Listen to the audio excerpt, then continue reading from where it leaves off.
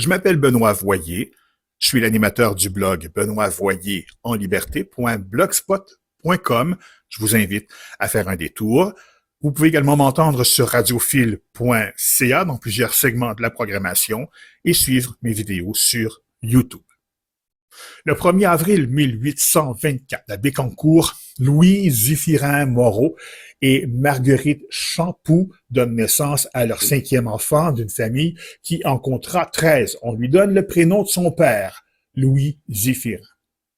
Malgré qu'il ne soit pas très riche, ses parents permirent à leur fils d'étudier au séminaire de Nicolet. Malheureusement, il a une santé fragile. À l'automne 1846, Monseigneur Signé, l'archevêque de Québec, refuse de l'intégrer parmi les candidats qui se préparent au sacerdoce et l'invite à mettre de côté son désir de recevoir le sacrement de l'ordre. Autour de lui, on sait qu'il a les qualités qu'il faut pour devenir prêtre.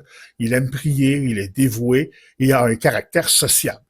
Ses professeurs du séminaire et le curé de Bécancour ne sont pas d'accord avec la décision de l'archevêque. Pour donner suite à leur conseil, Louis Zéphirin se présente chez Monseigneur Ignace Bourget, l'évêque de Montréal, muni de lettres de recommandation. Il lui demande de l'accepter malgré sa faible santé.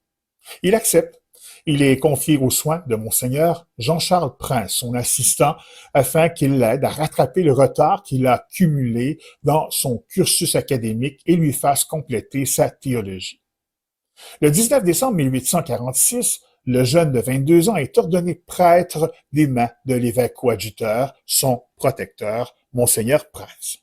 Pendant 6 ans, l'abbé Louis Zéphirin Moreau travaille à Montréal auprès de Monseigneur Bourget et de Monseigneur Prince. Il est le secrétaire des 2 prélats. Il est souple, obéissant, constant au travail, ponctuel et efficace. Il est très, très apprécié par Monseigneur Prince et Monseigneur Bourget. Le 8 juin 1852 naît le diocèse catholique de Saint-Hyacinthe, d'une division du diocèse de Montréal. Monseigneur Jean-Charles Prince en devient le premier évêque. Il demande à l'abbé Moreau de le suivre, en plus d'être son secrétaire, et lui confie la tâche de chancelier. Louis Zéphirin accepte. Au fil du temps, en terre mascoutaine, il sera chapelain de communautés religieuses, procureur, curé de la cathédrale et vicaire général. À quelques reprises, il sera même l'administrateur du diocèse. Sans surprise, le 19 novembre 1875, à la suite du décès de Monseigneur Charles Larocque, il devient son successeur à la tête du diocèse. Il a 51 ans. Monseigneur Louis Zéphirin Moreau demeure celui qu'on a toujours connu.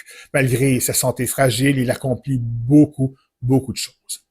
À travers sa volumineuse correspondance, on découvre en lui une profonde compréhension de l'être humain et une fine analyse des événements de la société et de l'Église. Pour les besoins de son diocèse, il fonde plusieurs institutions, avec la vénérable Élisabeth Bergeron, les Sœurs de Saint-Joseph, vouées à l'enseignement dans les écoles primaires, et avec Éléonore Charon, les Sœurs de Sainte-Marthe pour le soutien des prêtres. Monseigneur Louis Zéphirin Moreau s'éteint le 24 mai 1901. Ses funérailles ont lieu le 30 mai. La population mascoutaine sait qu'elle a connu un saint.